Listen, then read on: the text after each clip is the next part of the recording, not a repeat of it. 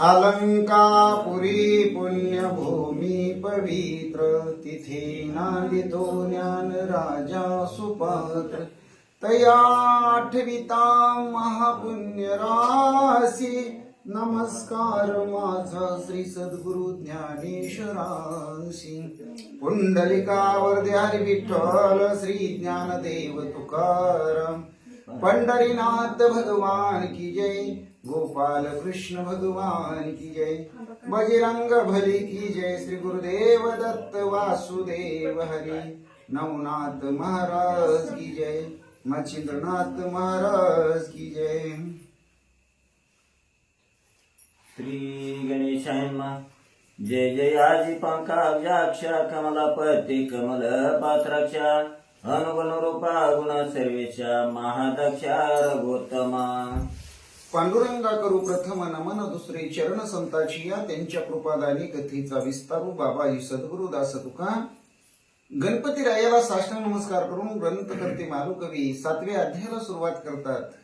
त्याचबरोबर लक्ष्मीचा पती असणारा भगवान परमात्मा, ज्याचं नाव विष्णू आहे, त्यालाही प्रार्थना करतात की ह्या ग्रंथाला वधवण्यासाठी मला चालना द्यावी. म्हणून भगवंताची स्तुती मालुकवी करतात. जय जयाजी पंकज अक्षा म्हणतात.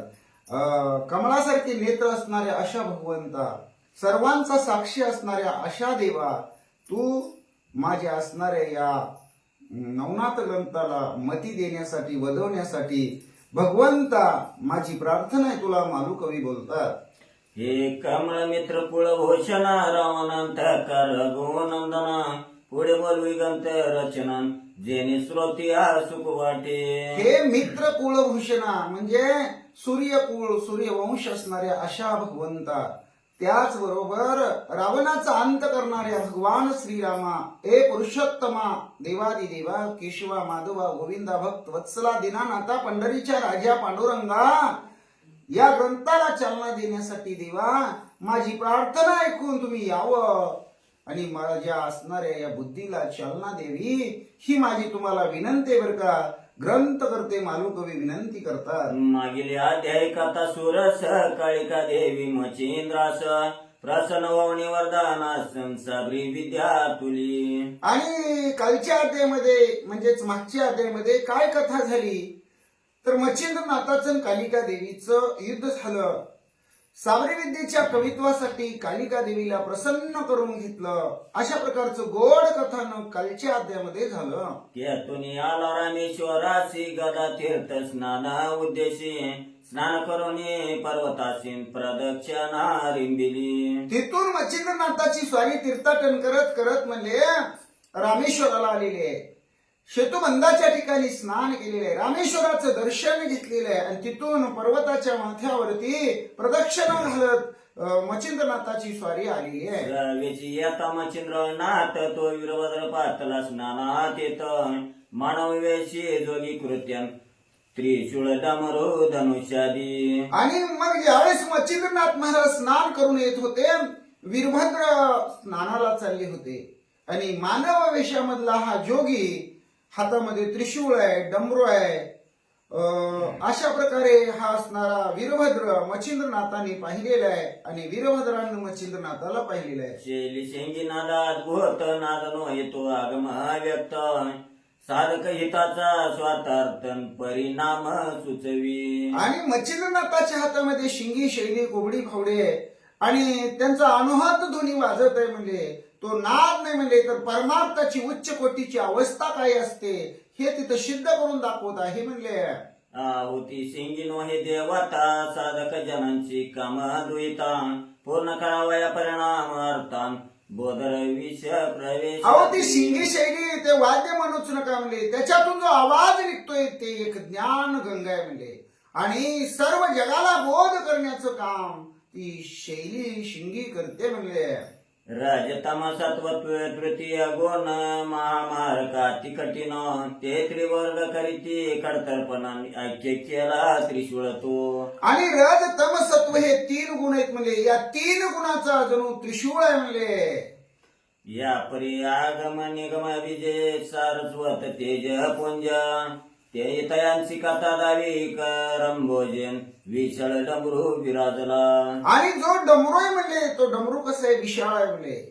आगम निगमाचं बीज जिथून भगवंताचं पहिल्यांदा म्हणले निर्गुण निराकार स्वरूप ज्या असणाऱ्या म्हणले अर्धमात्रेतून अ उ म म्हणजे अकार उकार मकार आणि अर्धमात्रा म्हणजे ओम याच्यातून प्रगट झालं असं विशाळ ते डमरू आहे म्हणले.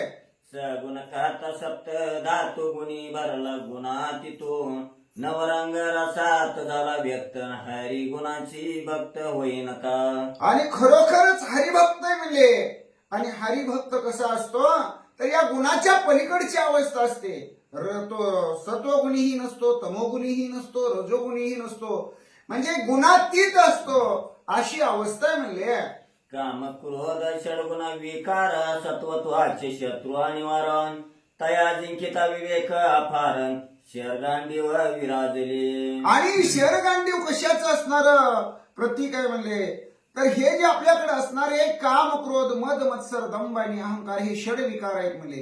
हे षड विकार काय करतात तर आपल्या चांगुलपणाला, आपल्या पुण्याला, आपल्या सत्वाला गिळण्याचं काम करतात म्हणले. पण त्याच्यावर मात करणारे हे असणारे दोन आयुध आहेत म्हणले. आहो शोर नये तो जाण युक्ती काम क्रोधांती देत मुक्ती गांडीव नये विषय भक्ती ज्ञान शरीर विराजले. आणि या कामक्रोधाला असणारी मुठमाती देणार, विषय भक्तीला म्हणजे दूर करणार अशा प्रकारचं ते धनुष्य आणि गांडीव ज्याचं नाव आहे म्हणले. आणि त्याचे जे भात्यामधले बाण आहेत ते कसे आहेत तर परमात्म स्वरूप आहेत म्हणले, ब्रह्म स्वरूप आहेत म्हणले.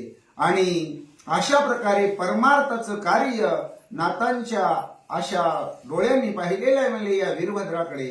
आगा शरण म्हणू ते ज्ञान दिवाटी अज्ञान तमाची द्वंद्व निमती अलक्ष संधान पूर्ण कोटीन भेदा भेद सर्वता. अहो काय सांगावं म्हणजे ते बाण जे आहेत म्हणजे ते बाण म्हणजे अज्ञान नाही म्हणले तर अज्ञानपणाची काजळी निवटण्याचं काम करणारे अशा प्रकारचे म्हणजे ज्ञानाचा प्रकाश टाकणारे ना अज्ञान घालवणारे असे असणारे तेजपुंजेश्वर आहेत म्हणले. ऐसा महाराज प्रताप रुद्र द्वंद्वलेशनशी मणी वीरभद्रान अज्ञान तमीचा महाचंद्रन मचिंद्रा ते भेटीला. आणि असं म्हणले अशा प्रकारचा असणारा हा वीरभद्र म्हणले कुठल्याही प्रकारचं द्वंद्व दुःख लेश मनामध्ये नाही. आणि अशा प्रकारचा वीरभद्र मच्छिंद्रनाथाला भेटला. मचिंद्र कारुण येताचे स्नान वीरभद्र येताचे स्नानाला गुण तो मार्गी मच्छिंद्रा ते पावन उभा केला हटकोनी. मच्छिंद्र महाराज आंघोळ करून पायऱ्या चढून वर येत आहेत. वीरभद्र स्नानाला खाली पायऱ्या उतरून निघालेले आहे. समोरून मच्छिंद्र महाराज आलेले आहेत, वीरभद्रानं पाहिलेले आहे. आणि हटकून मच्छिंद्र महाराजाला मुद्दाम वीरभद्रानं उभं केलेलं आहे. करुणी उभे नमन म्हणा म्हणे स्वामी तुम्ही कोण ये रोमाने मच्छिंद्रा विधान निज देहा मिरवितसे. त्यावेळी वीरभद्रानं पहिल्यांदा नमन केलं. मच्छिंद्रनाथानेही वीरभद्राला नमस्कार केला. आणि मग एकमेकाची विचारपूस करण्यात वीरभद्र मग्न झाला. म्हणजे तुम्ही कोण कुठले. त्यावेळेस मच्छिंद्रनाथाने सांगितलं या देहाला मच्छिंद्रनाथ असं नाव आहे म्हणले. ये रोमाने कवण पण त्या व्यास मिरविता सजगा प्रती मच्छिंद्रमाने दोघे नितीन नाथ पंथी मिरवितो. वीरभद्राने विचारायला सुरुवात केली. म्हणले तुम्ही कोणत्या पंथातला आहे म्हणले, काय तुमचं असणारे वाटचाल आहे म्हणले, नेमकी प्रगती काय आहे. त्यावेळेस मच्छिंद्रनाथ महाराज म्हणतात आम्ही नाथ पंथाचे योगी आहोत, संन्यासी आहोत.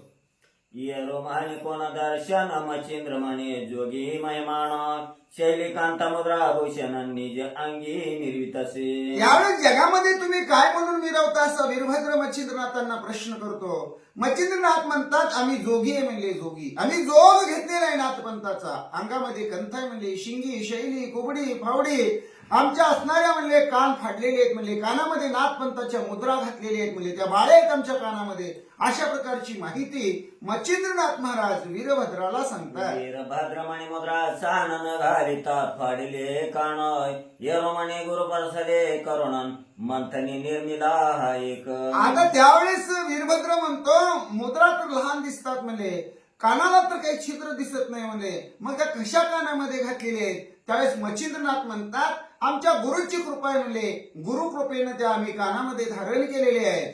वीरभद्र म्हणे काय पाखंड व्यर्थ जी उगले वाढवणी बंडन जगा माझे निर्विता काळे तोंडन योगा योग्य दिसेना. वीरभद्राला ते काही बरोबर वाटलं नाही मच्छिंद्र महाराजांचं बोलणं. वीरभद्र म्हणले लई उगाच स्वतःचा मोठेपणा सांगायचा म्हणले.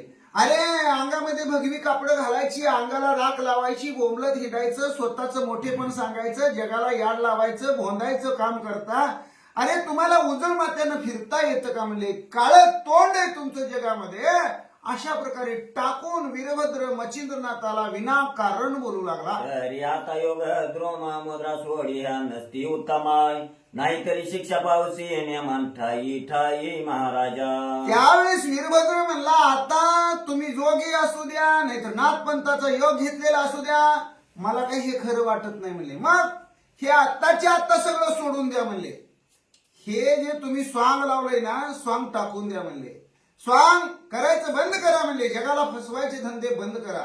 आणि जर नाही तसं केलं तर तुम्हाला आत्ताच्या आत्ता म्हणले ठिकठिकाणी मी शिक्षा लावीन. वीरभद्र मच्छिंद्रनाथाला बोलू लागला. गतव गुरु ऐसा कोण वेदविधीच्या ज्ञात प्राज्ञे करुणाय पूर्णावेक पंथ निर्मनान जगा माझे मिरवितो. अरे असा कोण तुमचा गुरु आहे रे म्हणले, जगा वेगळाच अशा प्रकारचा पंथ निर्माण केलेला आहे. आतापर्यंत मी नवनाथ किंवा नाथ ऐकूनच नव्हतो म्हणले. आणि तुमचा एवढा कोण प्राज्ञिक हुशार गुरु आहे म्हणजे, त्याने जगाच्या वेगळा एक पंथ निर्माण केला आणि त्याचा असणारा जोग तुम्हाला दिला. असा वीरभद्र ठणकावून खडसावून मच्छिंद्रनाथांना बोलू लागला. स्वबुद्धी तर्क करून बोलते चिमत करी स्थापनाय तो प्राज्ञिक नोय मूर्खा होऊन मूर्ख म्हणावा. अहो स्वतःला शहाणं समजायचं आणि जगाच्या वेगळं काहीतरी कार्य करायला जायचं, त्याला शहाणं म्हणायचं नाही म्हणले तर तो स्वतः मूर्ख असतो, वेडपट असतो. असा वीरभद्र मच्छिंद्रनाथाला बोलतो. ऐकता भद्र गोष्टी मच्छिंद्र संतप्त झाला पोटी म्हणे मस्का खोटी वल्गना करीची अपार. अशा प्रकारचं बोलणं मच्छिंद्रनाथानं ऐकलं. मच्छिंद्रनाथ महाराज म्हणले अरे तुझी कुवत किती, तुझं बोलणं केवढं, तुझी मर्यादा सोडून तू बोलतोय, तुला भान आहे का, ए चिलटा ए मशका. अशा प्रकारे वीरभद्राला मच्छिंद्रनाथ बोलू लागले. अरे शेतमूर्ख म्हणून मूर्ख मनानी बोलायचे दुःखदायक परात्मा शोभवणी पातकन भार वाहिला निजमवळी. हे वीरभद्र म्हणले तू काही स्वतःला काही नाही शहाणा समजतो का, विद्वान समजतो का, पंडित समजतो का, तुला काय अक्कल आहे रे म्हणले. मच्छिंद्रनाथ फडाफडा बोलायला लागले. अरे तुला कळतं का म्हणले, देव धर्म कशाला म्हणतात, संत कशाला म्हणतात, योगी संन्यासी जपी तपी कशाला म्हणतात, साधू कशाला म्हणतात, कळत नाही म्हणले. अरे का अशा प्रकारे तुझ्या मुखातून शब्द बाहेर पडतात. मी काही तुला खोड काढली, मी तुला काही वाईट बोललो, वंगाळ बोललो, काहीच नसताना तू माझी खोड का काढतो आणि माझ्या अंतकरणाला ठेच लागेल असे शब्द का मुखातून काढतो, का बोलतो. म्हणजे आता तुझी असणारे म्हणले बहुतेक आता वाईट स्थिती यायची वेळ आलेली आहे म्हणले, म्हणूनच तुझ्या तोंडातून असे शब्द बाहेर पडतात. मच्छिंद्रनाथ वीरभद्राला बोलू लागले. अरे आत्मशोभता पराचा पापवार होता ब्रह्मांडीचा तस्मात तव गुरु कायचा तुझ्या गुरु विलो की. अरे तू माझ्या गुरुचं माप काढतोय म्हणले, तुझ्या गुरुनं तुला काय शिकवलंय म्हणले. दुसऱ्याला कुचकं बोलायचं, दुसऱ्याला असं अंतकरणाला लागेल असं बोलायचं, दुसऱ्याला टोचेल असं बोलायचं, दुःख होईल असं बोलायचं. अरे तुझ्या गुरुनं काय शिकवलंय म्हणले आणि माझ्या गुरुचं चाललंय माप काढायला. मच्छिंद्रनाथ बोलू लागले. अरे नाश्ता दुर्जना अधमा तव दर्शने स्नान करणे अम्मान आता उगाची जाय आपल्या कामान शिक्षा पावसीला मम. मच्छिंद्रनाथ म्हणले अरे पराचा आत्मा तो परब्रह्म परमेश्वर असतो, हे तुला नाही का तुझ्या गुरुनं शिकवलं म्हणले. परकीय माणसाला दुःख देणं म्हणजेच म्हणले पाप. अरे तू पापिष्ट आहे म्हणले, तू चंडाळ आहे म्हणले, तू नष्ट आहे, तू दुष्ट आहे, तू दुर्जन आहे म्हणले.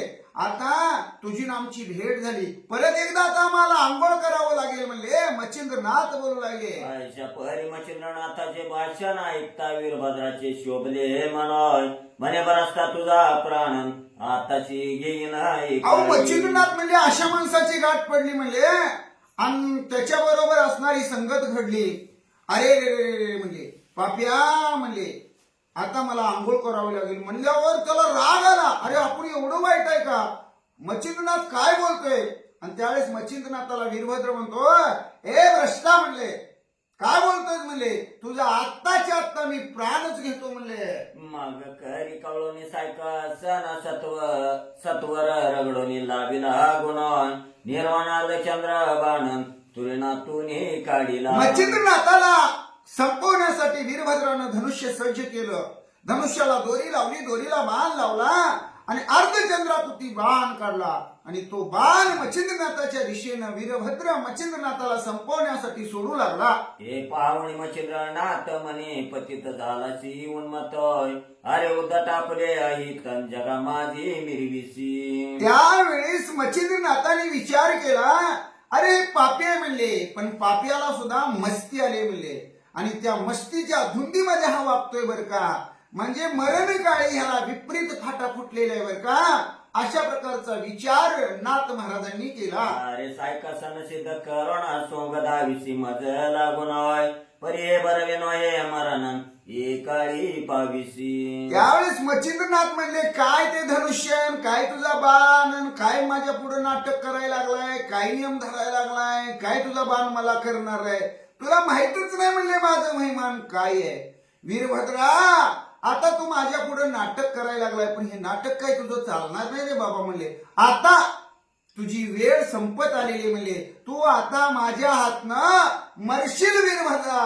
मच्छिंद्रनाथ बोलतात, अरे आईसे सोंग माझं कारण कित्येक झाले अवलोकन बहुरूप्याचे खडतरा पण शिरोतरणी मिरविना. अरे त्या भाऊरुपयासारखं ते खेळातलं खेळात असतं म्हणले. तू तसं काही खेळातलं धनुष्य खेळातला बाण घेऊन आल्यासारखं माझ्या समोर नाटक कराय. अरे असे तुझ्यासारखे आतापर्यंत किती आले, किती माझ्या नादाला लागले आणि किती मी घालवले तुला माहित पण नाही म्हणले. आणि तू आता आलाय बघ म्हणले तुझी काय गत करतो. हे आजा कंठीचे नंबर असताना परिणातुळे त्यात दुग्ध पाणोय तेवी तो दाखविशी पाहा भाव करुणा परीक्षणे कशी ना होशील. मच्छिंद्रनाथ म्हणले शेळीच्या असणाऱ्या म्हणले गळ्याला ते गलूल असतं म्हणले. अरे ते गलूल कसं दिसतं तुला माहित आहे का? तर दोन स्तन असल्यासारखे दिसतं म्हणले. मग त्यातून काय दूध निघतं का म्हणले, त्याचा काय फायदा असतो का? म्हणजे ते फायद्याचं नसतं म्हणले. तशा प्रकारे तू आता हातामध्ये धनुष्य त्या धनुष्याला बाण लावत आहे, माझ्यावर नेम धरून सोडण्याचा प्रयत्न करत नाही. हे सगळं तुझं व्यर्थ खटाटोपीचं लक्षण आहे म्हणले. वीरभद्रमणे मोर काय कर तू ते दाखवीन यमलोकन तवा आयुष्य सरळे सकळे कण म्हणून येते आलासी. वीरभद्र म्हणला तुझं ह्या जागेवर आता मरानच लिहिले बहुतेक मच्छिंद्रा म्हणले, म्हणून तू चालून हिता आलाय माझ्या तावडीत सापडलाय. आता तुला संपवतो, खलासच करतो, मारून टाकतो. मच्छिंद्रनाथाला वीरभद्र बोलतो, तरी मी तू ते काढले अक्षय प्रकट झालो आहे प्रत्यक्ष तरी तो गुरु प्रताप रक्षण कैसा आहे पाहू दे. त्यावेळेस मच्छिंद्रनाथाला वीरभद्र म्हणले, ए मच्छिंद्र म्हणले आता त्या यमाला यायची यमदूताला यायची गरज नाही, मी तुझ्यासाठी यमच होऊन आलोय म्हणले. आता तुला मारल्याशिवाय मी इथनं जाणार नाही म्हणले. आणि तुझ्याकडे काय प्रताप आहे तो दाखवायचा, तो दाखव मला. मच्छिंद्रनाथाला वीरभद्र ठणकावून बोलू लागलेला आहे. मच्छिंद्र म्हणे साठी मेरू मिळविल काय नगांची कोटी की महाशिराब्दी घेऊन येणार भीक मागेल पोटाते. अहो दुधाचा सागर आहे म्हणले, आता अमृत आहे, तो सागर भरलेला आहे म्हणले, समुद्र आहे मोठाच्या मोठा, तो काय घरोघरी मला दूध द्या दूध द्या म्हणून काय भीक मागेल का म्हणले. किंवा चिलट आहे चिलट, ते चिलटाला भिवून म्हणले मोठेच्या मोठे डोंगर बाकीच्या डोंगराला बोलवतील काय, मला चिलटाची भीती वाटते, या जरा माझ्या संगतीला या, माझ्या सोबतीला या, मला ते चिलटाची भीती वाटते. अरे तू चिलटासारखं आहे म्हणले. अशा प्रकारे मच्छिंद्रनाथ वीरभद्राला बोलतात. काय वचनार्थ मम गुरुचा मावळी वरदास्तोय तेने होता जे शरणांगत मानवदान देवादी. मच्छिंद्रनाथांनी सांगितलं, अरे वीरभद्रा म्हणले माझे गुरु दत्त गुरु आहेत म्हणले, तीन देवाचा अवतार आहेत म्हणले, त्यांनी असं मला ज्ञान दिलेलं, अशी मंत्रतंत्र विद्या दिलेली आहे. अरे भले भले देव दानव मानव सगळे म्हणले शरणांगत येतात, पाया पडतात, चुकलं म्हणतात अशा प्रकारे सगळ्यांची अवस्था आमच्या गुरुच्या कृपेमुळे आहे असं आमच्या गुरुचं महत्व आहे. वीरभद्राला मच्छिंद्रनाथ बोलू लागले. त्यार बका तुझा पाड किमरता आली मिरविसी कोडय महासवितात तप्त उजेडन खदोता ते मिरवे. हे वीरभद्रा म्हणले, तू जरी वाढला असला, तुझं वय झालं असलं तर तुझी बुद्धी अजून फार लहान आहे म्हणले. बालक आहे बालक म्हणले, तुला अक्कल अजून आलेली नाही म्हणले. मच्छिंद्रनाथ वीरभद्राला बोलू लागले. वीरभद्र म्हणे तू काय करेसी मरण काय पाटा फुटला तुझशी आता चनेची भूमी पाशी नवताची असे करीन. वीरभद्र म्हणला, विनाशकाळी विपरीत बुद्धी तुला सुचलेली आहे म्हणून तू हे शब्द मुखातून काढायला लागलेले आहे. आता म्हणले तुला माती मोल करून टाकतो, संपवून टाकतो म्हणले. तू ह्या ठिकाणी होता की नव्हता हे सुद्धा कुणाला कळलं नाही पाहिजे म्हणजे तुझी राख रांगोळी करून टाकतो. मच्छिंद्रनाथाला दम वीरभद्र भरू लागला. अरे तव गिरवे ते काळ पाशाधीच पावल्या विषनाश मनाने मार्का तू ते हौसन हे वादा पुरलासी. वीरभद्र म्हणला, तुला सांगू का मच्छिंद्रा, तू आगाऊपणा का करायला लागलेले तर यमानं अगोदरच म्हणजे त्याचा फास तुझ्या गळ्यामध्ये टाकलेला आहे, ओढायला सुरुवात केलेली आहे म्हणजे, आणि तुला तो आता मारणारच आहे म्हणजे. पण तेवढ्यात तू माझ्या तावडीत सापडलाय म्हणले. आता माझ्या तावडीतून तू काही सुटणार नाही, तुझं मरण जवळ आलेलं आहे. वीरभद्र बोलू लागला. असे म्हणून वीरभद्राने गुणी सजिले अस्त्रविंदान म्हणे भ्रष्ट सावधान राम मंत्र जल्पिका. त्यावेळेस वीरभद्र पुन्हा असणारं धनुष्य उचलून तो बाण नेटानं लावू लागला. मच्छिंद्रनाथाला म्हणतो, ए मच्छिंद्रा, आता म्हणले सावध बस म्हणले, बघ माझा बाण यायला लागलेला आहे म्हणले, आणि आता शेवटाची तुझी वेळ आलेली आहे. मग तू काय कर, आता राम नाम घे. आता काय कर, राम राम राम राम राम राम, निदान मरताना तर म्हण बाबा. अशा प्रकारे वीरभद्र मच्छिंद्रनाथाला बोलू लागला. मच्छिंद्र म्हणे राम मंत्र तू ते वाटला पवित्र तरी तेनेचे सुखी पंचवक्त्रन दुखलेशी मुखलासी. त्यावेळेस मच्छिंद्रनाथ म्हणले, अरे राम नाम ह्या जगाला तारते. राम नाम तुला काय वाईट वाटते का, वंगाळ वाटते का, अपवित्र वाटते का? रामनामाबद्दल तुझ्या मनामध्ये अशी हिनकस वृत्ती काय?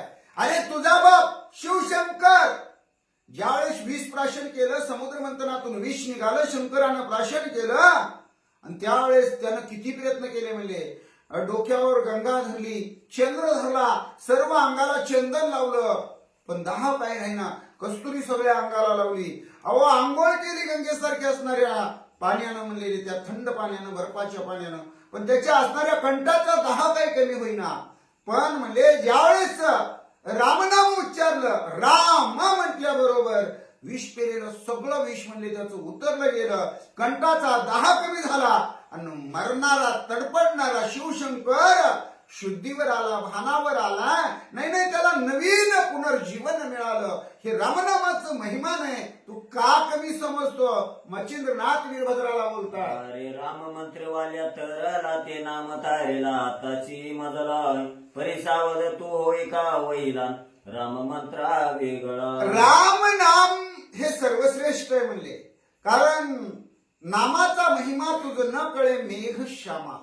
नामेच तारिले कोठ्यानुकोठी अशी नामाची अवस्था आहे. नामे तारिला नाही कोण, ऐसा द्यावा निवडून. नाम चांगले चांगले माझ्या कंठी राहू बोले.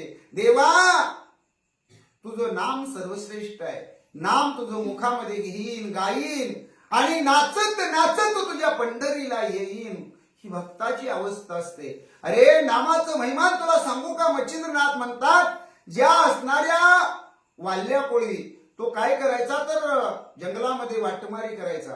एक माणूस मारला की मोहरी एवढा खडा उचलायचा आणि रांजणामध्ये टाकायचा. असे 7 रंग त्या वाल्ल्या कोळ्यानं भरले होते म्हणतात, असं सांगितलं जातं. आणि त्यानं नारदाची भेट झाली, नारदाला अडवलं. नारदाने सांगितलं, अरे म्हणले तुझ्या ह्या कृत्यामध्ये कोण सामील आहे? कोण सामील आहे म्हणजे माझी आई आहे म्हणले, माझा बाप आहे म्हणले, माझी बायको आहे, माझी मुलं आहेत, माझा संसार आहे एवढा मोठा. अरे जा घरी विचारून ये. नाही म्हणले, तुम्ही जाचाल म्हणले, आणि तुम्ही माझी शिकार आहे, माझ्या तावडीत घावलाय, तुम्हाला सोडून कसं चालणार? मग त्यावेळेस नारद महर्षी म्हणले मला या झाडाला बांध म्हणले, घरी जा विचारून ये. आणि मग त्यावेळेस वाल्या कोळ्यानं नारद मुनीला झाडाला बांधलं आणि वाल्या कोळी घरी गेला. बायकोला म्हणला मी दररोज म्हणले जंगलामध्ये जातोय, वाटमारी करतोय, मुंडकी सोडवतोय आणि घावेल ती सोनं नाणं पैसा अडका घरामध्ये आणून हा प्रपंच चालवतोय. तू त्या असणाऱ्या पापामध्ये सहभागी आहे का?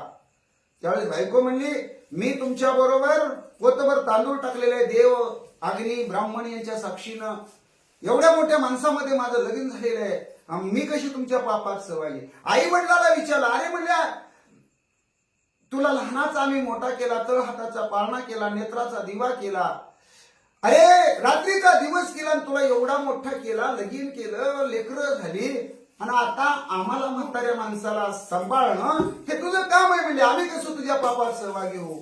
मुलांना विचारलं. बाबा म्हणले आम्ही तुमच्या पोटी जन्माला आलेलो आहे, तुम्ही आम्हाला जगवणं हे तुमचं कर्तव्य आहे. तुम्ही चोरी करून आणताय का, खून करून आणताय का, लोकाला फसवून आणताय का, वाटमारी करताय का, चांगल्या मार्गाने कमवून आणताय, आम्हाला काही देणं घेणं नाही, आम्ही काय तुमच्या पापात सहभागी नाही.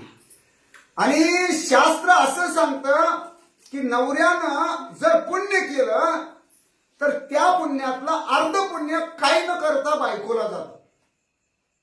नवऱ्यानं जर पुण्य केलं तर काही न करता बायकोला अर्ध पुण्य जातं.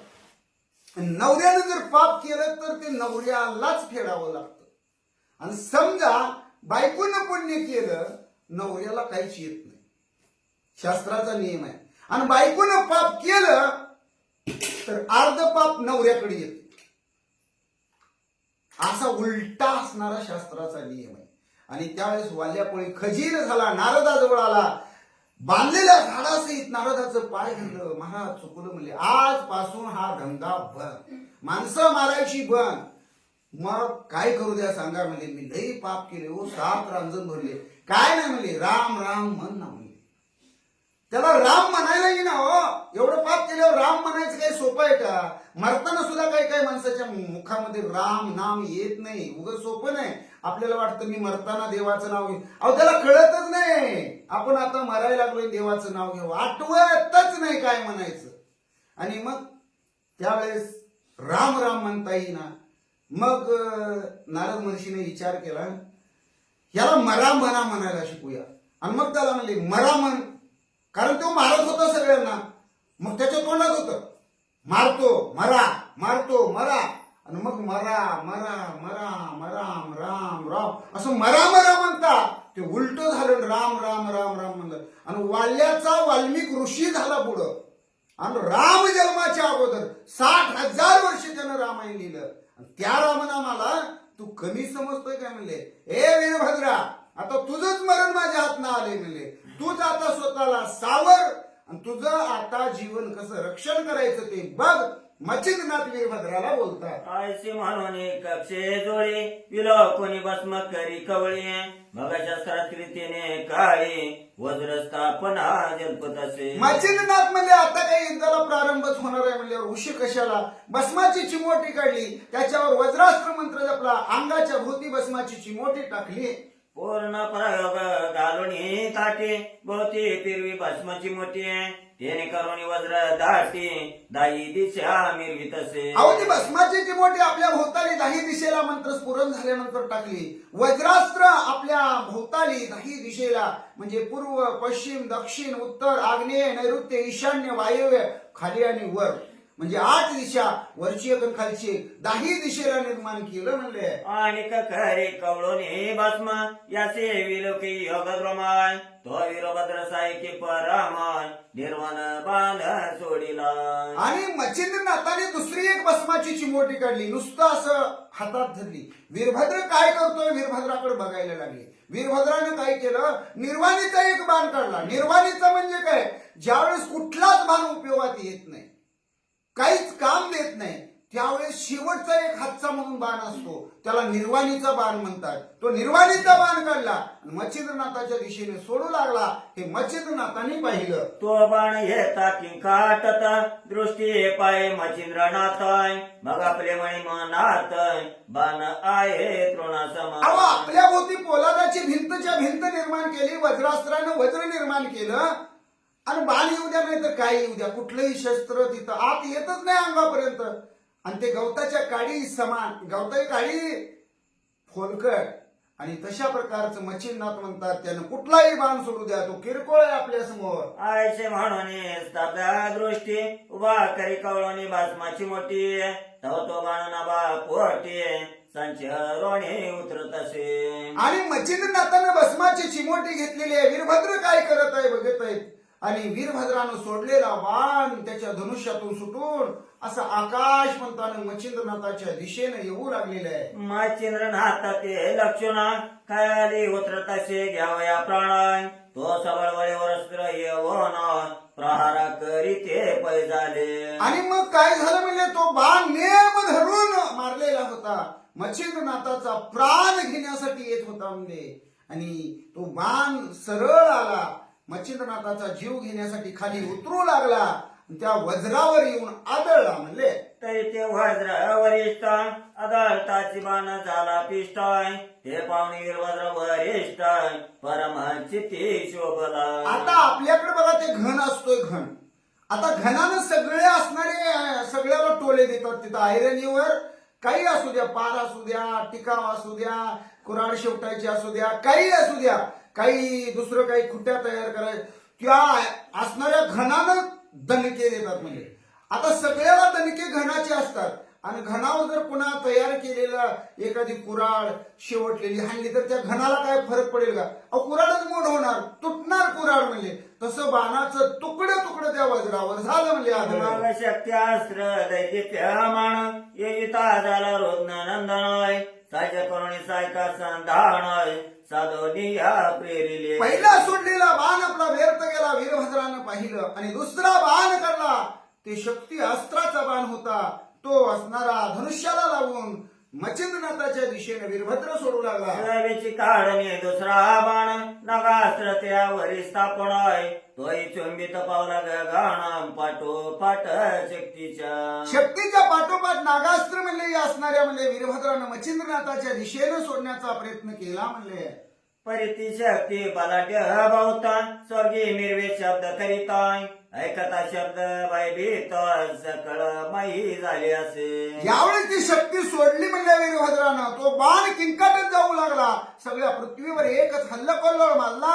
तो आवाज सगळ्या गगनामध्ये दुमदुमला. म्हणले दिग्गज पळती राणो राण शेषना ठेवी आपले माणाय वरा पाहुणे अति निर्वाण दंताने माही सर्वित. युद्ध सुरू झालं की अशीच परिस्थिती असते, भयानक परिस्थिती. हे कधी लयाला जाईल, कधी संपल आणि कुठला भाग कधी बेचिराग होईल काही सांगता येत नाही. आणि अशा वेळी दिग्गज अष्ट दिशेला आपला जीव वाचवण्यासाठी पळू लागले. शेषानं असणारी आपली मान सरसावली, कासवानं पाठ सरसावली, वरानं दंत सरसावला. कुर्म करीत असे सबळ पृष्टी पाहू पातळे देव विमान दाटी ते पाहुणी करत संपोटी संचरोणी पळताती. आणि मग म्हणजे काय झालं, अशा प्रकारचं ते शक्तीचं असणारं बाण, ते असणारा आवाज म्हणजे वीरभद्रानं सोडलेला आहे. आणि एवढ्यामध्ये देव तिथं युद्ध पाहण्यासाठी आकाशात विमानात बसून आले. ते म्हणले त्याने त्या शक्तीचा आवाज पाहिला, घाबरगुंडी उडाली. देव म्हणले नको रे बाबा, इथं चला आपल्या आपल्या स्थानाला. देव म्हणे हडबडण पावणे उडगण पळती पाडण सोडणे आपले कार्य उघडण नमा माझी सरळले. अहो, हे चंद्र सूर्य ग्रह तारे नक्षत्र चांदण्या हे सुद्धा घाबरून गेले. ढग कुठं आहे का, त्या ढगाच्या आड कुठं लपायला मिळतंय का बघू लागले, लपू लागले. देव म्हणो यक्ष दैत्य म्हणती पावला प्रळय मृत्यू ही शक्ती नोय प्रळय समस्त माही बुडवील वाटत असे. देव दैत्य यक्ष गण गंधर्व आणि किन्नर सगळेच घाबरून गेले. सगळे म्हणायला लागले आज होते स्वर्ग मृत्यू लोक आणि पाताळ लोक सगळेच आज बुडतात की काय. सबळ बलिष्ठ ती मही कांपतोय त्याने नगकड्यांची खाचणी होताय माये लेख चुकोणी निश्चिताय रोदन करती हंबरडे अहो सगळी माणसं जीवाच्या आकांतानं इकडं तिकडं घर सोडून पळायला लागली. आपला जीव वाचवण्यासाठी कुठं जावावं, कुठं लपावं, कुठं थांबावं काही कुणाला कळेना. आणि त्या शक्तीचा एवढा आवाज व्हायला लागला, डोंगराचे धडाधड डोंगर ढासळायला लागले, कडाच्या कडा ढासळायला लागल्या. आणि त्यावेळेस घरातनं निघाली माय लेक. माई एकीकडे पळायला लागली, लेक एकीकडे पळायला लागली, एकामेकीची चुकामुक व्हायला लागली. सहस्र बीजांचा कडकडाट लावणी शब्द अनिवार लोटाय नवमंडळ पाहुणे नीटाय शक्ती भेदिली वज्राने. अहो एक वीज जर आकाशामध्ये चमचम करून प्रगट झाली तर किती भीती वाटते बघा. पडते काय वाटतं, पण ती शक्ती इतकी भयानक होती म्हणजे एक नाही 1000 विजा एकदम आकाशामध्ये याव्या, चमचम चमचम कराव्या, कड कड कड कड कराव्या असा आवाज निघत होता म्हणले. त्याने वज्र अतिक्षिणा पवनी पडले गगना होणाय पुढे मच्छिंद्राचा लक्ष्मी प्राण हरावया येतसे. मच्छिंद्रनाथाने जे 10 दिशेला वज्रास्त्र निर्माण केलं होतं ना, घट्ट घट्ट पोलादासारखी अवस्था, पण ती शक्ती आली म्हणले. शक्ती ना आपला आवाज करत प्रवेश केला आणि त्या वज्रास्त्रानं पाहिलं, लय घाबरलं म्हणले. दान दिसावरनं खाली आदळलं वज्रास्त्र. यावरी नागास्त्र निशक्ताय ते पावणी मच्छिंद्र नाताय तोरे कळंबस चिमटीत रुद्र अस्त्र ते पेरितसे. आणि ज्यावेळी असणार म्हणले नागास्त्र त्या वीरभद्रानं सोडलं होतं ते पाहिलं आणि पाहिल्यानंतर परत रुद्रास्त्राची प्रेरणा केली म्हणले. या सवेची योजने काकेंद्रास्त्रात पाठोपाठी प्रेरिताय परिरुद्रास्त्र झाले व्यक्त रुद्र एकादश प्रतापी. मच्छिंद्रनाथानं काय केलं म्हणले, शक्तीवर 11 रुद्राचं अस्त्र टाकलं. आता तुम्हाला माहितीच आहे, परवा कालिका देवीच्या टायमाला कालिका देवीच्या टायमाला अशा प्रकारे 11 रुद्र निर्माण केले होते. पण इथं नागाचं अस्त्र टाकलेलं आहे. मग सगळे असणारे मोठमोठाले सर्प नाग मच्छिंद्रनाथाच्या दिशेनं त्या अस्त्रामुळं दंश करण्यासाठी मच्छिंद्रनाथाला धावू लागले. कारण भोवतालचं वज्र तर ढासळून खाली पडलेलं होतं आणि आता बरोबर मच्छिंद्रनाथाच्या शरीराला चावा घ्यायला ते सगळे नाग सर्प ढसण्यासाठी येऊ लागले. मच्छिंद्रनाथानं काय केलं, लगेच गरुडाचं मुंगसाचं अस्त्र सोडलं म्हणले. एकादश रुद्र चुडामणी शक्ती येते तले न करे कवळणे त्याने हस्तपाद मूर्धाणी चिन्ह होवणी पडियले. अहो 11 जण म्हणले शक्ती बरोबर भिडले म्हणले. कुणी पायाला धरलं, कुणी हाताला धरलं, कुणी डोक्याला धरलं, कुणी कमरेला धरलं, लोळवली खाली, बेशुद्ध पडली शक्ती म्हणले. शक्ती पडिता कचुनी मही रुद्रा निर्विल्या दृश्य देही एरीकडे खगेंद्र ही अस्त्र अस्त्र बक्षित असे. आणि ज्यावेळेस शक्ती तिथे निचेष्टित पडली जमिनीवर, युद्ध करता करता बेशुद्ध होऊन पडली आणि मग ते 11 रुद्र मंत्रानं निर्माण केलेले ते अदृश्य झाले. इकडं सापाचा आणि मुंगसाचा असणारा थैथयाट सुरू झाला आणि मग एकमेकाची भांडणं सुरू झाली म्हणले. त्याने नागास्त्र त्वरित अदृश्य झाले युद्ध रहित अस्त्र विनिता स्वत तेही झाले अदृश्य. आणि मग सापा मुंगसाचा तुम्हाला डावा माहितच आहे. मग ज्यावेळेस गरुड अस्त्र सोडलं म्हणले, गरुड आलेले पाहिले. गरुड काय करतो, सापाच्या खंडोळ्या करतो म्हणले. आणि सापाचं काही तिथं चालत नाही, किती भयंकर असू द्या, किती मोठा नाग असू द्या, पण मुंगसाजवळ काय चालत नाही म्हणले. आणि मग ते गरुड आलेले पाहिले आणि साप पळून गेलेले गरुडाने पाहिलं आणि मग काय केलं तर ते गरुडास्त्र पण अदृश्य झालं. यावरी वीरभद्र प्रताप तरणी वाकास्त्र प्रेरिता झाला गगणे ते मच्छिंद्रात विलकोणे पर्वत अस्त्र सोडित असे. एवढ्यात वीरभद्रानं काय केलं तर आपले अस्त्र मच्छिंद्रनाथानं नायनाट करून टाकलेले हे पाहिल्यानंतर वातास्त्र सोडलं. मोठा असणारं चक्रीवादळ निर्माण करायचं म्हणजे आणि मच्छिंद्रनाथाला आकाशपंताला उडवून लावायचं. मच्छिंद्रनाथानं काय केलं तर जे असणारं पर्वतास्त्र आहे म्हणजे वारा किती बी सुटू द्या, मोठा पर्वत मध्ये उभा केल्यावर वारं कशाला आपल्याला लागते. मच्छिंद्रनाथाने पर्वतास्त्र सोडलं. त्याने खोंडीला गावात मग वज्रास्त्र प्रेरी महारुद्र सुताय त्याने करुणी चूर्ण पर्वत अदृश्यपणे मच्छिंद्रनाथाने पर्वताचं अस्त्र टाकलं, पर्वत मध्ये उभा केला आणि वारा कोंडून टाकला. वीरभद्रानं पाहिलं मच्छिंद्रनाथाने पर्वतास्त्र टाकलेले आहे. वीरभद्रानं वज्रास्त्र टाकलं, पर्वताचा भुकना करून टाकला, सपाट करून टाकला पर्वत. या परिप्रतापी वीरभद्र त्वरिता प्रेरिता झाला अग्न्यास्त्रय त्या पाहुणी मच्छिंद्रनाथ जलद अस्त्र प्रेरित असे. वीरभद्राने विचार केला, आपण सोडलेला बाण मच्छिंद्रनाथ त्याचा नायनाट करतात, ते संपवून टाकतात, त्याच्या बंदोबस्त करतात. मग आता काय करूया म्हणले, मच्छिंद्रनाथाला जाळून मारू म्हणले. म्हणून अग्नीचं अस्त्र सोडलं म्हणले. अग्नीचं अस्त्र मच्छिंद्रनाथाच्या दिशेनं येत आहे ते मच्छिंद्रनाथांनी पाहिलं आणि लगेच पावसाचं अस्त्र सोडलं आणि अग्नी अस्त्र विझवून टाकलं. त्याने सकळ अग्नी विजून करीते झाले अदृश्य गमनाय यावर कामास्त्र सोडवणार काम व्यथा योजित असे. आणि मग अग्नीवर पावसाचं अस्त्र सोडल्यावर अग्नी विझून गेला, पावसाचं अस्त्र अदृश्य झालं.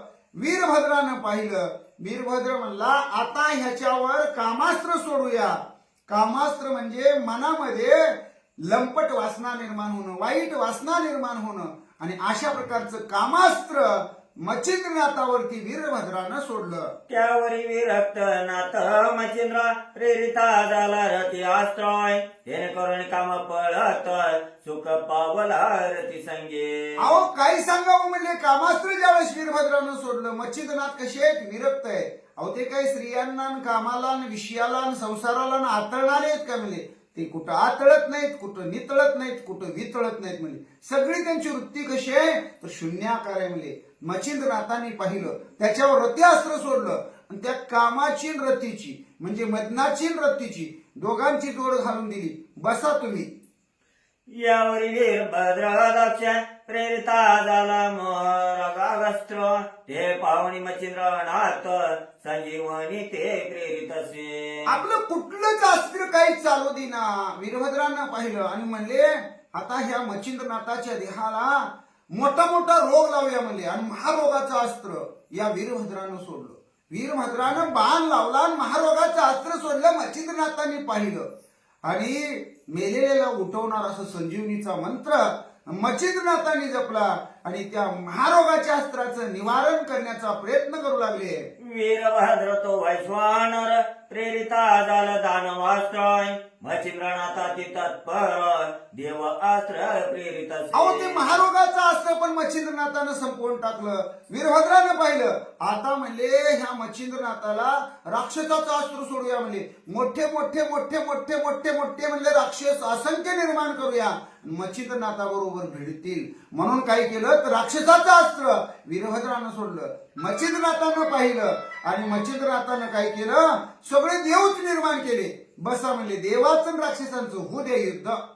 मग अस्त्रती बळवंत देवा दानव प्रकटल्या मिताय ते पाहुणे उभे तारते स्वग्रीवात भीती. अहो काय सांगावं, आता ह्यांची भांडणं काय कारण नसताना उगाच भांडणं चालू आहेत म्हणजे. आणि अशा प्रकारे मच्छिंद्रनाथानं देव निर्माण केले आणि वीरभद्रानं राक्षस निर्माण केले.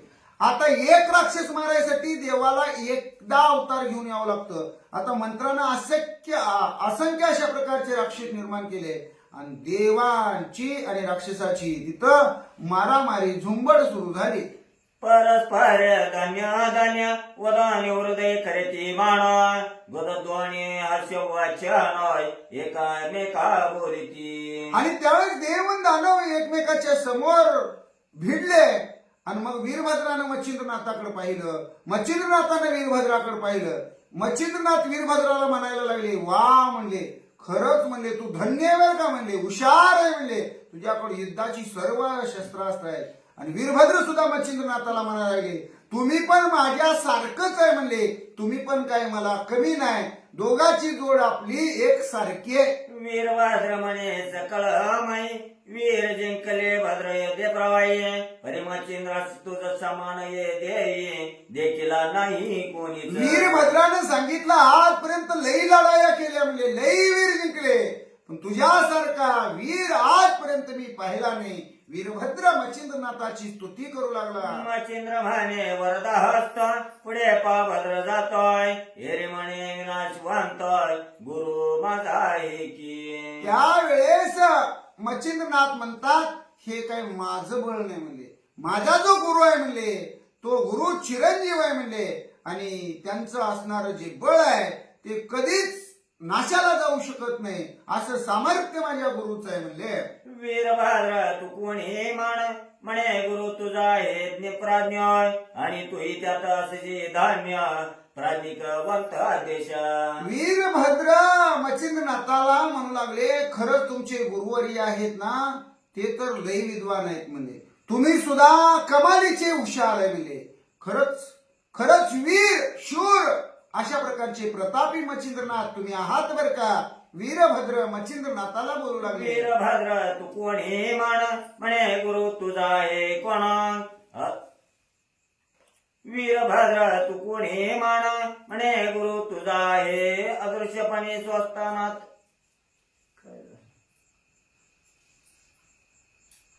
वीरभद्र तू कोणी म्हणे गुरु तुझा आहे प्राज्ञ आणि तू त्यासी धान्य प्राज्ञिक वंत देश. ऐसे देवक्त युक्त प्रयुक्त दानवा करुणी सकळ शांत अदृश्यपणे स्वस्तानात जाऊन या पोचले. आणि असं अशा प्रकारचे म्हणजे वीरभद्राने केलेले राक्षस जे निर्माण केलेले होते म्हणजे त्या असणाऱ्या म्हणजे राक्षसांना मच्छिंद्रनाथाने जे देव निर्माण केले होते त्या देवांनी राक्षसांचा नायनाट केला आणि देवास्त्र स्वस्थानाला निघून गेला. यावरी वीरभद्र ब्रह्मास्त्र प्रेरिता झाला ती पवित्र ते पाहुण्या वरद पात्र विद्यास्त्र प्रेरित असे. वीरभद्रानं पुढे काय केलं म्हणजे ब्रह्मास्त्र प्रेरलं म्हणले आणि त्या ब्रह्मास्त्रावर मच्छिंद्रनाथानं विद्येचं अस्त्र टाकलं म्हणले. ते प्रकटता चतुर्भुज मूर्ती विधी लागे चरणा प्रत्ये यावरी कीर्त्यास्त्र भद्र जाती जोडिता झाला तक्षणी. आणि मग त्यावेळेस ब्रह्मदेव आणि सरस्वती तिथं निर्माण झाली. 4 तोंडाचा असणारा ब्रह्मदेव म्हणले आणि तिथं विद्येचं अस्त्र या दोघांची भेट झाली. त्याच्यावर या असणाऱ्या वीरभद्रानं काय केलं तर कार्तिक अस्त्र टाकलं म्हणले. ते पाहुणिया दत्त वरद पाणी त्रियास्त्र सोडिती गगणे ते बोलता लावण्य खाणी स्वामी लागी विताती. आणि असो म्हणले या असणाऱ्या मच्छिंद्रनाथानं काय केलं तर श्रीचं अस्त्र तिथं सोडलं म्हणले आणि कार्तिक स्वामीच्या असणाऱ्या अस्त्राचा तिथं बंदोबस्त केला. तेने करणे कार्तिक अस्त्र तक्षणी झाले शांत यावरी भद्र तो कालास्त्र प्रेरिता झाला तक्षणी. ज्यावेळेस कार्तिक अस्त्र तिथं शांत झालं म्हणले त्यावेळेस वीरभद्रानं काय केलं तर काळास्त्र म्हणले या मच्छिंद्रनाथाच्या दिशेनं सोडलं म्हणले.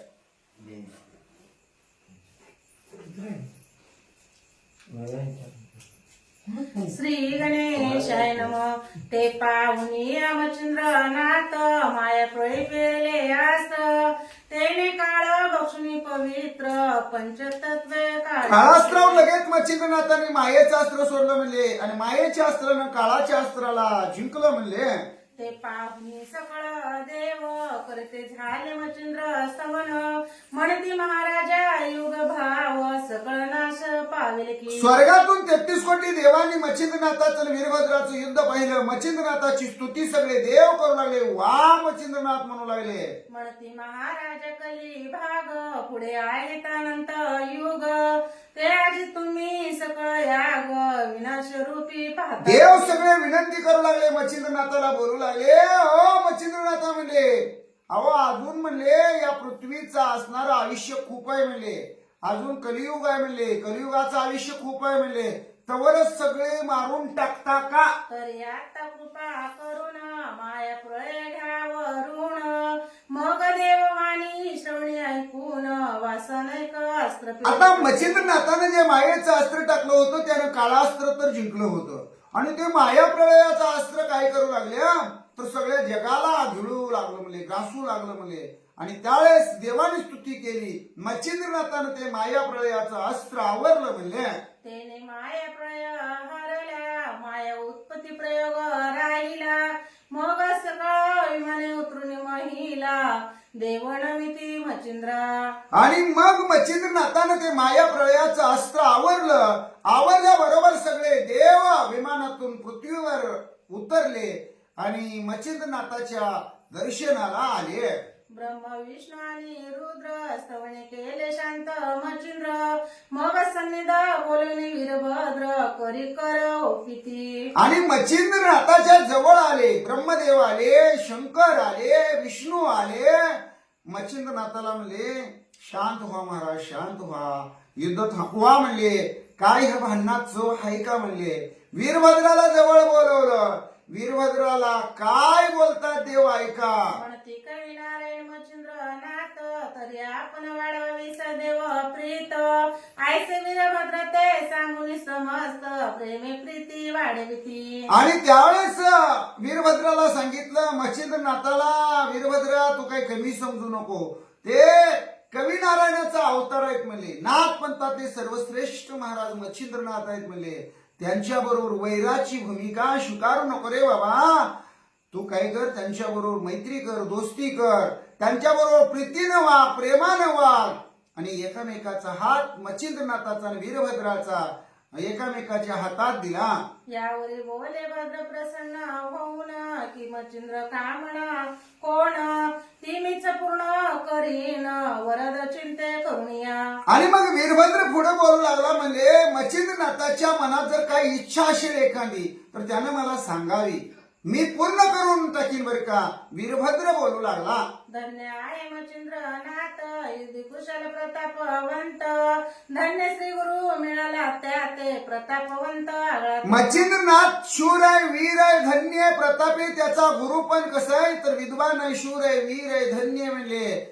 आणि त्यांची विद्या पण खरंच धन्यतेला पोहोचलेली आहे. अशा प्रकारचा वीरभद्र मच्छिंद्रनाथाची स्तुती करू लागला. मज समान युद्ध नेमी पातले असे युद्ध भूमी. परिण देखे युद्ध संगमी मच्छिंद्र समान पुरुषार्थ.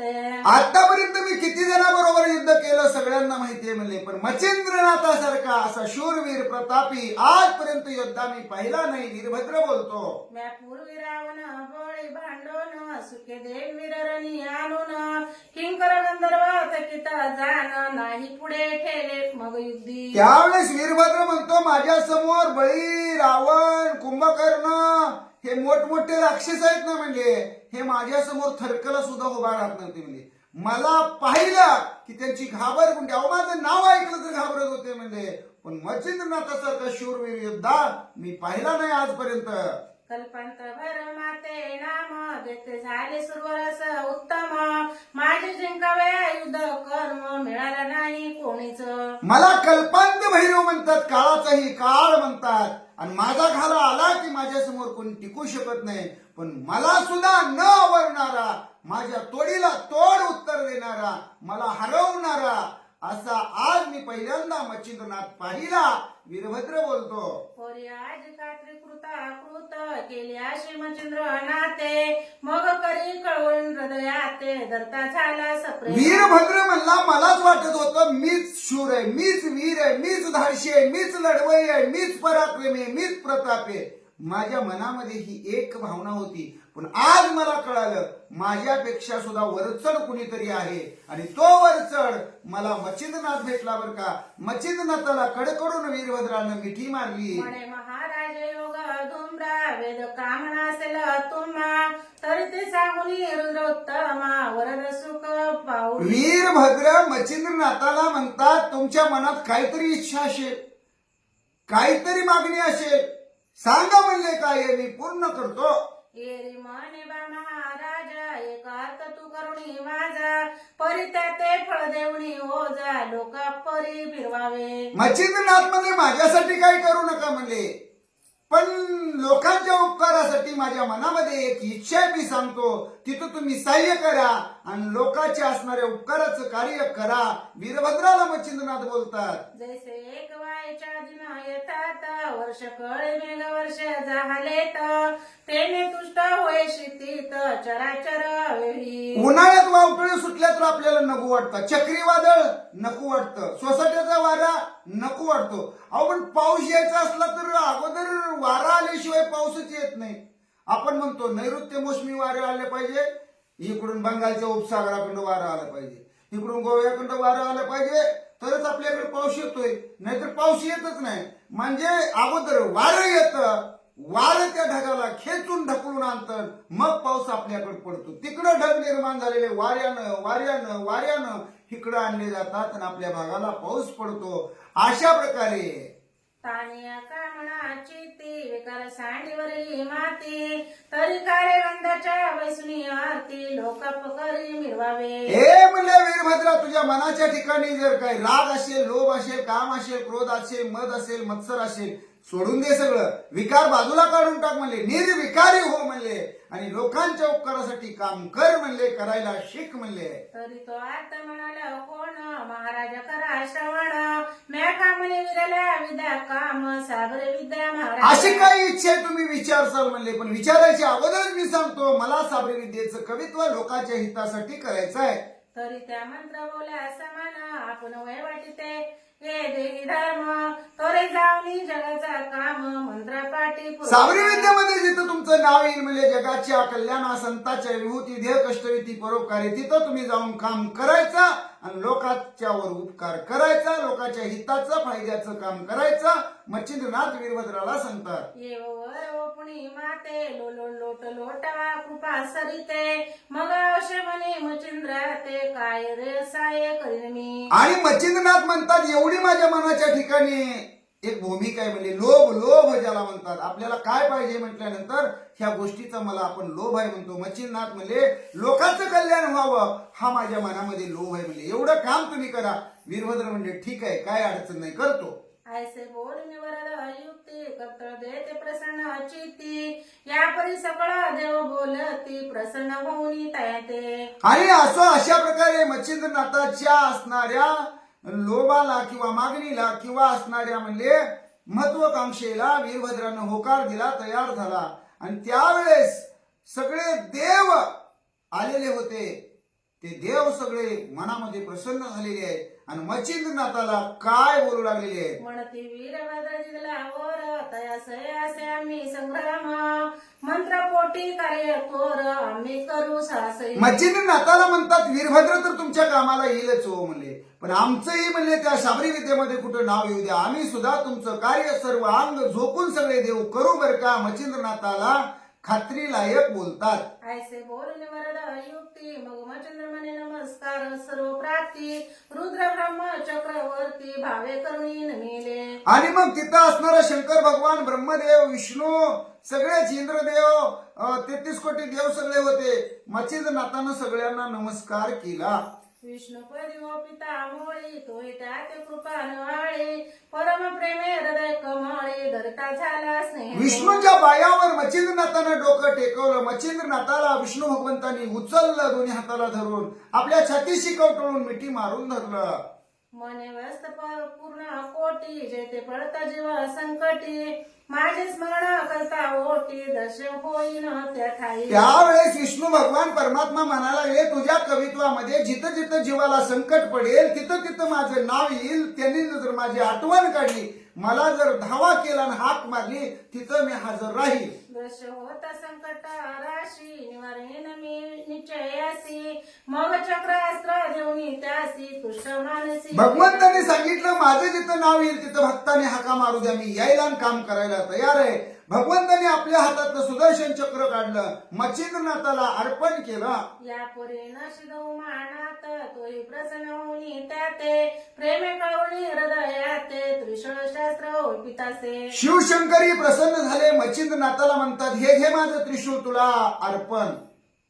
या परिणामिताने अनामिता तोही वदे प्रसन्न चित्ता शापदीप सविता सयुजी गेले तयासी. ब्रह्मदेव प्रसन्न झाले म्हणजे ब्रह्मदेवानेही शापदपी अस्त्र मच्छिंद्रनाथाला अर्पण करून टाकलं.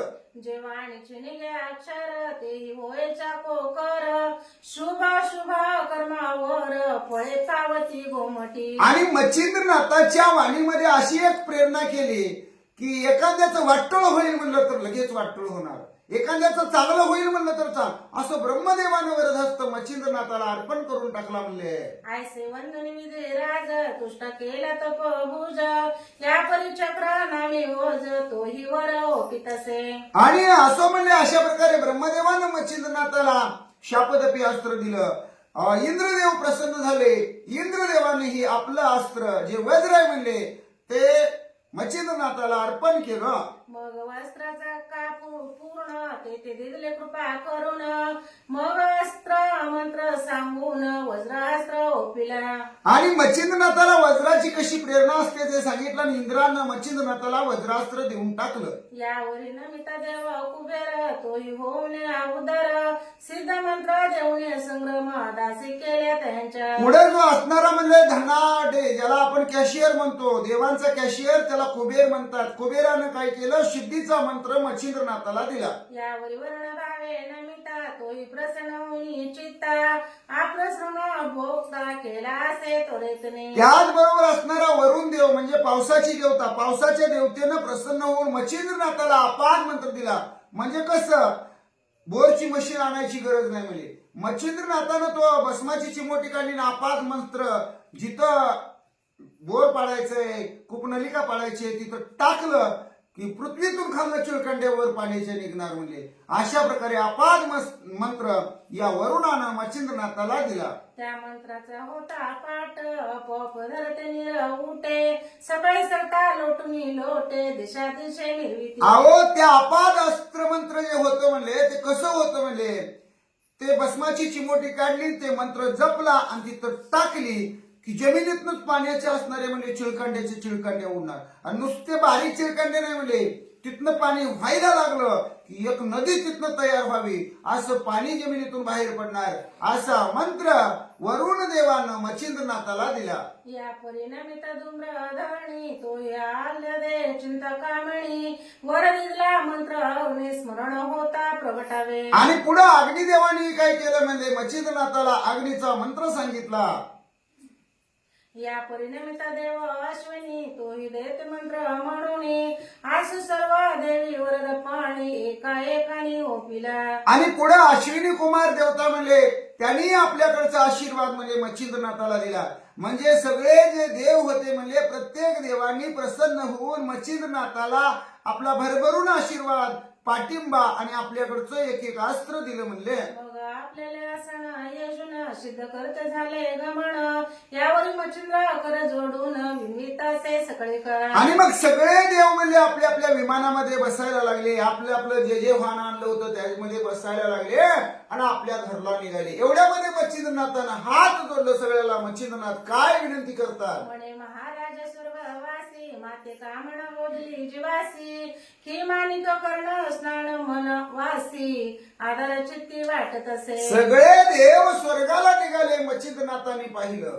आणि मच्छिंद्रनाथ म्हणतात माझी एक इच्छा आहे व देवादी देवा, तुम्ही स्वर्गाला निघालात पण स्वर्गाच्या ठिकाणी जी मणिकर्णिका नावाची नदी आहे म्हणजे तिथं यावं, त्या नदीचं आंघोळ करावी, स्नान करावी ही माझ्या मनाच्या ठिकाणी इच्छा आहे. मला नेता का वर म्हणले. माते करावे स्तन न्याले जरी कृपे करून तरी येऊन या कामना पूर्ण करीन आपली महाराजा. ओ देवा म्हणले तुम्ही नेता का मला तुमच्या बरोबर म्हणले. वर येऊ का नदीची आंघोळ करायला मणिकर्णिकेची. तेवढी इच्छा माझी पूर्ण केली तर बरं होईल. मच्छिंद्रनाथ देवांना बोलू लागले. ऐसे ऐकून वचन युक्ती सगळं प्रसन्न झाले चित्ती मग स्वय म्हणे वाहुनी श्रीपती येऊन या चालीला. सगळ्या देवांनी ऐकलं, सगळ्यांनाच बरं वाटलं. मच्छिंद्र महाराज आपल्या स्वर्गाला येतात. मग विष्णू भगवंताने आपल्या विमानामध्ये मच्छिंद्रनाथाला घेतला आणि विमान स्वर्गाच्या दिशेनं वैकुंठाच्या दिशेनं निघालं. विमाने आपले बहुंत तुरे पावले वैकुंठ नाथ मग आपले सनी मच्छिंद्रनाथ नेऊन या वैसविला. खालनं विमान बसल्यावर निघालं आणि वर वैकुंठात जाऊन पोहोचलं. पोहोचल्याबरोबर विमानातून विष्णू भगवान परमात्मा मच्छिंद्रनाथाला घेऊन उतरले. आपलं जे बसायचं असणारं शिवासन होती, ती खुर्ची होती, त्या खुर्चीवर मच्छिंद्रनाथाला आसनावरती बसवलं. म्हणले आसने श्रेणी भोजनी एकत्र वर्ते चक्रपाणी सकळ देव पातले संस्थानी मच्छिंद्र वैकुंठी राहिला. अहो, एका बाकड्यावर मच्छिंद्रनाथ विष्णू भगवान परमात्मा बसायचे.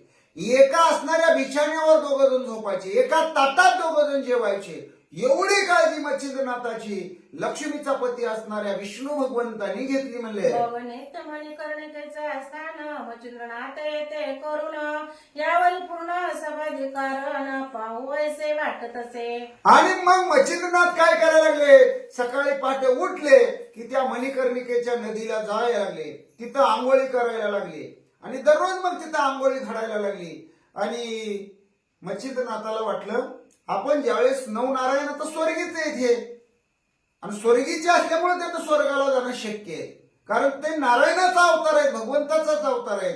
आणि मग त्यांनी वरून येताना ज्या मेरू पर्वतावर आपली समाधी निर्माण करून आलते आणि खाली नवनाथाचा अवतार धारण केलता. त्यावेळेस मच्छिंद्रनाथाला वाटलं आपल्या ज्या समाधी आहेत म्हणले ते चांगल्या अवस्थेत आहेत का, कशा आहेत का, लोक देवदर्शनाला येतात का, कोण पूजा करतात का, जरा आपल्या डोळ्यानं बघूया म्हटले. मग विष्णू शिमणे मच्छिंद्रनाथ मेरू पटरा विजय माते मैं समाधी घेतली पूर्वजन्मांत तया गोचर करा. अहो, पाठीमागच्या जन्मामध्ये जी मी समाधी घेतलेली आहे म्हणजे तुम्हीच दरबार भरवला होता, सांगितलं होतं आपल्याला सगळ्याला खाली अवतार घ्यायला जायचंय. त्या मेरू पाठारावर जी समाधी घेतलेली आहे तिकडं मला नेता का हो म्हणले. एकदा त्या समाधी डोळ्यांनी पाहूया, मला बरं वाटेल. विष्णू भगवंताला मच्छिंद्रनाथ बोलतात. अवश्य म्हणून नारायण मेरू पाटरी केले गमन मग राही संबंधी अट्टी पाहून संतुष्ट झाले मानसी. मच्छिंद्रनाथाला घेऊन लगेच विष्णू भगवान परमात्मा मेरू पर्वताच्या पठारावर आले. ज्या असणाऱ्या तिथं समाधी होत्या त्या समाधी मच्छिंद्रनाथांनी डोळ्यांनी पाहिल्या. 9 नारायणाच्या म्हणजे 9 नाथाच्या 9 आणि 10वी म्हणजे वासुदेवाची 10 समाधी आपल्या डोळ्यानं मच्छिंद्रनाथांनी पाहिल्या. नवनारायणाच्या संबंधी 9 10 संबंधी वासुदेव ऐसे पाहुणी म्हणे भाव पुन्हा येतो वैकुंठी. असो एक संवत्सर वैकुंठी नाथ ठेविता झाला प्रतिवंत मग पाचरुणी उमाकांत नेता झाला कैलासी. आणि मग त्या असणाऱ्या 10 समाधी पाहिल्या, तिथून वैकुंठात आले. मग मच्छिंद्रनाथ म्हणले तिथं निवांत राहू लागले. दररोज नदीला आंघोळीला जायचं, दररोज म्हणले निवांत राहायचं. आपला असणारा काय तिथं काय कुठं भिक्षा मागायची का काय, आता लक्ष्मीच्या घरी आहे, विष्णू भगवंताच्या घरी काही अडचणच नाही. असे 1 वर्ष तिथं राहिले म्हणजे. आणि 1 वर्ष भरलं की शंकर भगवान परमात्मा आले. पाहुण येतं का आमच्याकडं. तेथेही 1 संवत्सरापर्यंत राहता झाला मच्छिंद्रनाथ स्थिती वृत्ती स्नेह बहुंत वाढविले शिवांचे. आणि शिवशंकरानं आपल्या कैलासामध्ये मच्छिंद्रनाथाला घेऊन गेले. मच्छिंद्रनाथ तिथंही शिव पार्वती जवळ 1 वर्ष राहिले म्हणले. यावरी कोण एके दिवशी इंद्र येऊन कैलासासी भावी नमुनी महादेवासी मच्छिंद्रनाथाच नेतसे. आणि मग असाच एक दिवस उजडला म्हणले. मग देवांचा राजा इंद्र कैलासाला आला, शिवशंकराला प्रार्थना केली. म्हणजे पाहुण्याला आमच्याकडे पण पाठवा, पाहुणं काय तुमच्याकडेच राहू द्या म्हणजे, आमच्याकडे येऊ दे जरा म्हणजे, आमचा पाहुणचार घेऊ द्या, गरीबाच्या घराला पाय लागू द्या. कोण म्हणतंय? देवांचा राजा इंद्र. आणि मग मच्छिंद्रनाथाला शिवशंकर म्हणले जावा इंद्रदेवाच्या अमरावतीला. आणि अमरावतीला इंद्रदेव मच्छिंद्रनाथाला घेऊन गेले. यावरी 3 मास अमरावती रात झाला योग्यपती तेथे अत्यंत वाढून प्रीती निरोपाते तसे. आणि मग तिथं त्या अमरावतीच्या ठिकाणी मच्छिंद्रनाथ महाराज 3 महिने राहिले म्हणले. आणि इंद्रदेवाची परवानगी घेऊन पुढच्या असणाऱ्या घरी देवांच्या घरी मच्छिंद्रनाथाची स्वारी निघाली म्हणले. ते विधीने नारद पाठवून नेले सत्यलोका कारण तेथे पाश्म राहून विधिराज तोषविला. परत घ्या बरोबर. ते नारद पाठवून नेले सत्य लोका कारण ते माशा सराहून विधिराज तोषविला. आणि मग ब्रह्मदेवानं काय केलं, नारद मुनीला पाठवलं इंद्रदेवाच्या अमरावतीला जावा म्हणले आणि मच्छिंद्रनाथाला घेऊन या पाहुण्याला आपल्याकडं. मग नारद मुनी गेले, चला ब्रह्मदेवानं बोलवलंय. मच्छिंद्रनाथ ब्रह्मदेवाच्या सत्य लोकाला आले, तिथं 6 महिने राहिले म्हणले. या परी सकळ देव येऊन ते घेऊन जाती मच्छिंद्रनाथ एक एक दिन करुणी तीर्थ सकळ देवासी तोषी. आता बघा, तुम्हाला माहितीये विष्णू भगवंताच्यात प्रेमानं राहिले 1 वर्ष राहिले, शिवशंकराच्यात 1 वर्ष राहिले, इंद्राच्यात 3 महिने राहिले, ब्रह्मदेवाच्यात 6 महिने राहिले. आणि मग असे सगळे देव रोज यायला लागले, पाहुण्याला पाठवा की आमच्याकडे, स्वर्गाला आले पाहुण्याला पाठवा की आमच्याकडे. आणि मग सगळ्याच्या घरी मच्छिंद्रनाथ जायला लागले. मग म्हणले आता सगळ्यांनी आग्रह करायचा नाही, एक दिवस प्रत्येकाच्या घरी राहणार. 33 कोटी देवाच्या घरी प्रत्येकाच्या घरी गेले, प्रत्येकाच्या घरचा पाहुणचार मच्छिंद्रनाथाने घेतला. सुरगण गंधर्व किंकर यश पितृगान आर्मदा दक्ष सकळ करुणी प्रीतीने प्रत्यक्ष तोही एक मिरविला. 33 कोटी देव, चंद्र सूर्य तारे ग्रह नक्षत्र गण गंधर्व आयर्मा पितृलोक आणि किन्नर लोक, हे सगळ्यांच्या ठिकाणी मच्छिंद्रनाथ गेले, एक दिवस प्रत्येकाच्या घरी काढला. असो 7 वर्षापर्यंत स्वर्गी राहिले मच्छिंद्रनाथ सगळा गौरवांचा घेऊन अतीत पुसोनिया निघत असे. असं मच्छिंद्रनाथ एकाच्या घरी एक दिवस, एकाच्या घरी एक दिवस, प्रत्येकाच्या घरी सगळ्या देवांच्या घरी जाऊन राहिले. असं करत करत स्वर्गाच्या ठिकाणी मच्छिंद्रनाथ महाराज 7 वर्ष राहिले. म्हणले सगळ्या देवांची परवानगी घेतली, जाऊ का म्हणले माझ्या कामाला, मी खाली अवतार घेतलाय आणि वर पुन्हा आलोय म्हणले.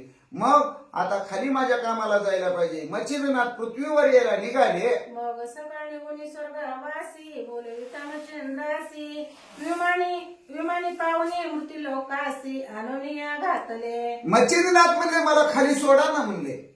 मग सगळे देव आले, सगळ्या देवांनी मच्छिंद्रनाथाला नमस्कार केला. मच्छिंद्रनाथाला विमानामध्ये घेतलं, पृथ्वीवर विमान आलं, मच्छिंद्रनाथाला खाली सोडलं, देवांचं विमान वर निघून गेलं. आसो देव गेले संस्थानासी एरीकडे मच्छिंद्र पृथ्वीसी पुन्हा चालला तीर्थटनासी करावयात धरे. आणि मग देव मच्छिंद्रनाथाला खाली सोडलं, देव माघारी निघून आपल्या स्वस्थानाला विमान घेऊन निघून गेले. मच्छिंद्रनाथ महाराज पृथ्वीवर उतरले आणि मग पहिल्यासारखं तीर्थाटन करत पायी चालत देवदर्शन करत पृथ्वीवर हिंडू लागले. भ्रमण करता युद्ध महिषी जाता झालंय एकीड देशी तो परमस्थान पश्चिम देशी वज्रवर्ण पाहिले. आणि मग मच्छिंद्रनाथ म्हणले पृथ्वीवर फिरत म्हणले तीर्थाटन करत म्हणले पश्चिमेकडे दिशेला गेले म्हणले. आणि तिथं वज्रवन आहे म्हणले, तिथं वज्रवनामध्ये वज्र भगवती आहे म्हणले. आणि त्या वज्र भगवतीच्या दर्शनाचं निमित्त करून मच्छिंद्र महाराज निघाले.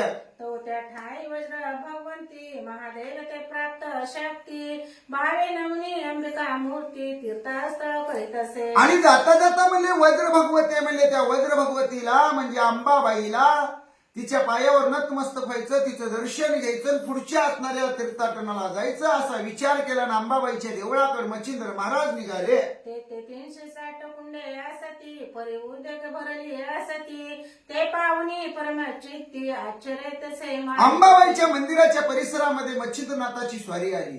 इकडं तिकडं पाहायला लागली, तिथं पाण्यानं भरलेली 360 कुंड होती आणि ती गरम पाण्यानं भरलेली होती. मच्छिंद्रनाथाने विचार केला, कुंडात पाणी आहे, आता कुंड म्हणजे मोठे मोठे रांजण, असं रांजण 360 आहेत म्हणले. आणि 360 रांजण गरम पाण्याने भरलेले आहेत.